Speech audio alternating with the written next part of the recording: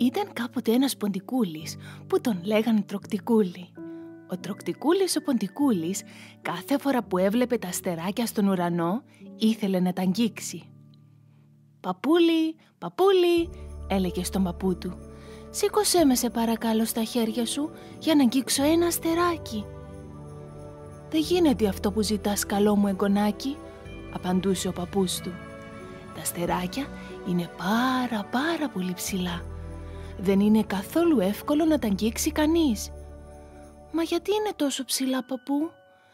«Είναι τόσο ψηλά για να μην τα αγγίζουνε τα ποντικάκια και λερώνεται η ασημός σκονή τους». «Εγώ όμως, παππού, μια μέρα, να το δεις, θα αγγίξω ένα αστεράκι. Αλλά προτού το αγγίξω, θα πλύνω καλά τα χεράκια μου για να μην λερώσω την ασημό σκονή τους». Και τι δεν έκανε ο Τροκτικούλης για να αγγίξει ένα αστεράκι? Έπαιρνε φόρα και πηδούσε με όλη του τη δύναμη όσο πιο ψηλά μπορούσε. Σκαρφάλωνε σε σκουπόξυλα, σκαρφάλωνε σε τηλεγραφόξυλα, σκαρφάλωνε σε κεραίες τηλεόρασης, σκαρφάλωνε σε καμπαναριά. Τίποτα όμως, όσο και να προσπαθούσε, δεν κατάφερνε να αγγίξει ένα αστεράκι. «Ίσως έχει δίκιο ο παππούλης», σκεφτόταν. «Ίσως να μην τα καταφέρω να αγγίξω ποτέ στη ζωή μου αστεράκι. Αλλά πάλι το θέλω τόσο τόσο πολύ, που ποιος ξέρει, ίσως κάποια μέρα να τα καταφέρω». Έτσι περνούσαν οι μέρες και οι μήνες, ώσπου ένα χριστουγεννιάτικο βράδυ βγήκε ο Τροκτικούλης από την ποντικό τρυπά του. Και τι να δει? Ένα στολισμένο έλατο στη μέση του σαλονιού και πάνω στην κορυφή του έλατου ένα σημαίνιο αστεράκι. Ο Τροκτικούλης έτριψε τα μάτια του σαστισμένος, έκανε 5 τούμπες από τη χαρά του. Έκανε μπροστά, έκανε πίσω και στο τέλος έτρεξε στην ποντικοφολιά του. «Παππού, έλα να δεις, έλα! Ένα δέντρο φύτρωσε στη μέση του σαλονιού και στην κορυφή του έχει ένα αστεράκι». «Είσαι σίγουρος, καλό μου εγγονάκι?» «Άμα σου λέω, παππού, θα τα αγγίξω. Δεν μου ξεφεύγει, θα τα αγγίξω».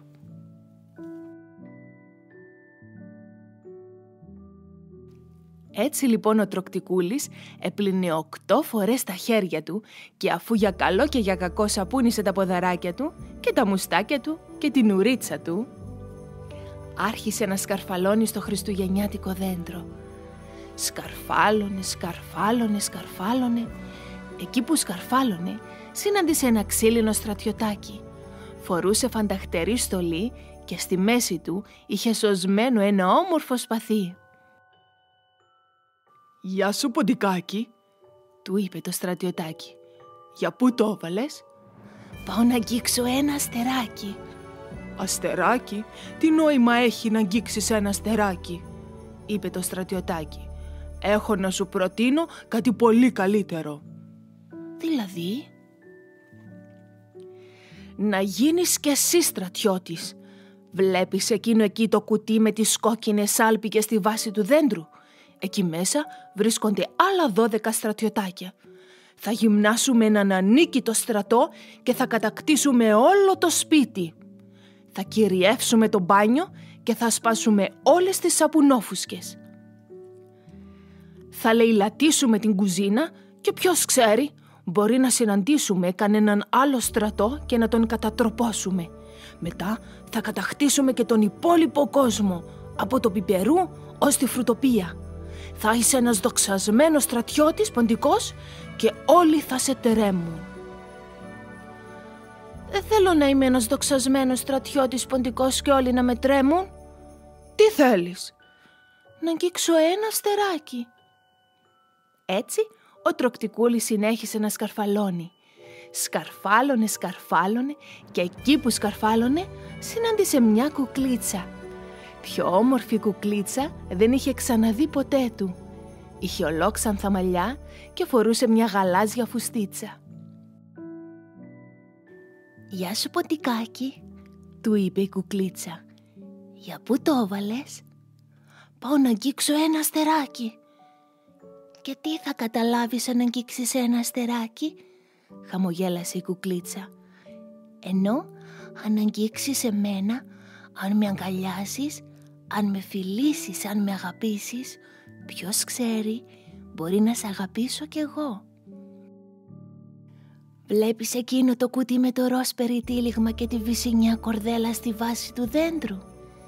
Λοιπόν, εκεί μέσα βρίσκεται ένα πανέμορφο κουκλόσπιτο με λουλουδένια τα πετσαρία στην κρεβατοκάμαρα και τοσοδούλικα σερβίτσια στην τραπεζαρία. Θα ζήσουμε εκεί για πάντα ευτυχισμένοι. Θα σου τηγανίζω κάθε μέρα τυροπιτάκια και την Κυριακή θα πηγαίνουμε μαζί στο κουκλοθέατρο. Δεν θέλω να ζήσουμε εκεί για πάντα ευτυχισμένοι, ούτε να μου τηγανίζεις κάθε μέρα τυροπιτάκια, ούτε την Κυριακή να πηγαίνουμε στο κουκλοθέατρο. Τι θέλεις? Να αγγίξω ένα αστεράκι. Καλά, κάνε του κεφαλιού σου να δούμε τι θα καταλάβεις, θύμωσε η κουκλίτσα. Έτσι το ποντικάκι συνέχισε να σκαρφαλώνει. Σκαρφάλωνε και εκεί που σκαρφάλωνε συνάντησε ένα ναυτάκι.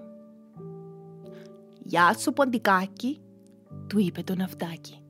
«Για πού το έβαλες?» «Πάω να αγγίξω ένα αστεράκι». «Αστεράκι? Ποιος ο λόγος να αγγίξεις ένα αστεράκι? Γιατί να χάνεις τον πολύτιμο χρόνο σου με αστεράκια?» είπε το ναυτάκι.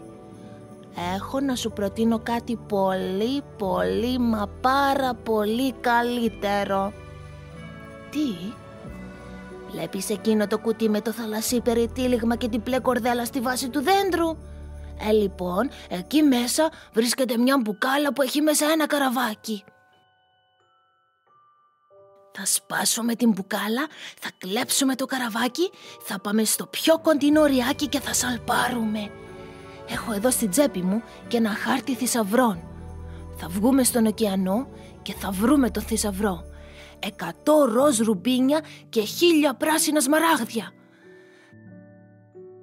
Θα είσαι ο πιο εύπορος ποντικός του κόσμου. Όλοι θα σου κάνουν υποκλήσεις και θα ζεις σε ένα τυριόροφο σπίτι». «Δεν θέλω να είμαι ο πιο εύπορος ποντικός του κόσμου, ούτε όλοι να μου κάνουν υποκλήσεις, ούτε να ζω σε ένα τυριόροφο σπίτι», είπε το ποντικάκι. «Τι θέλεις?» «Να αγγίξω ένα αστεράκι». «Πώς το λένε ρε παιδιά? Θέλω να αγγίξω ένα αστεράκι. Ένα αστεράκι. Δεν θέλω ούτε να γίνω δοξασμένος στρατιώτης ποντικός, ούτε να μου τηγανίζουν τυροπιτάκια, ούτε να μου κάνουν υποκλήσεις. Ένα αστεράκι θέλω να αγγίξω κι εγώ. Πώς το λένε? Ένα αστεράκι». «Καλά ντε, μη φωνάζεις.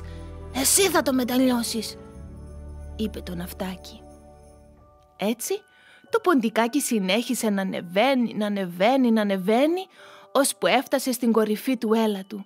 Εκεί αντίκρισε το πιο όμορφο αστεράκι που είχε δει ποτέ του.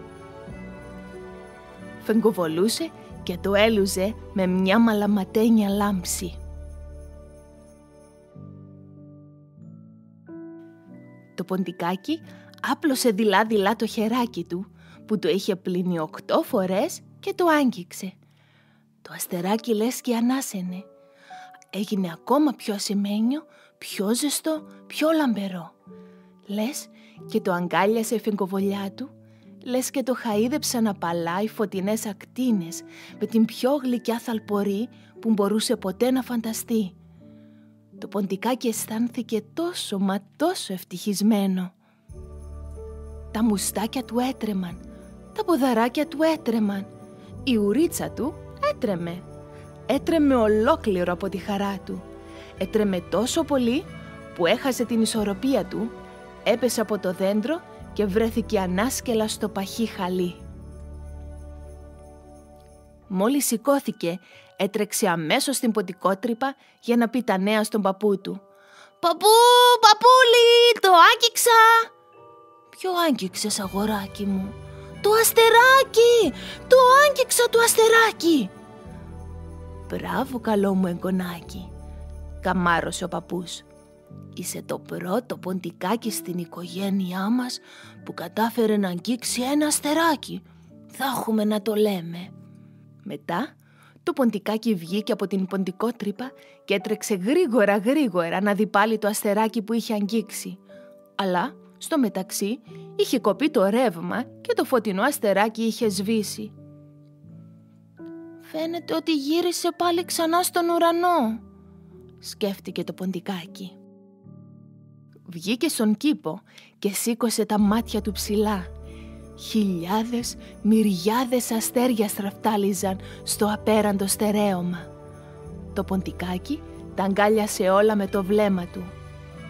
«Ποιο άραγε να είναι αυτό που άγγιξα?» αναρωτήθηκε. Τώρα όμως που είχε αγγίξει ένα αστεράκι, ένιωθε μεγάλη αυτοπεποίθηση. «Υπάρχουν χιλιάδες ακόμα αστεράκια για να αγγίξω», σκέφτηκε. «Αλλά αφού τα κατάφερα μια φορά, σίγουρα θα τα ξανακαταφέρω. Θα τα αγγίξω όλα». Και εκεί, ανάμεσα στα χιλιάδες αστέρια, ένα μικρό αστεράκι τρεμόσβηνε, λες και του κλείνε το μάτι. Λες και του λέγε: «Ναι, μικρό μου ποντικάκι, κάποια μέρα θα τα αγγίξεις όλα».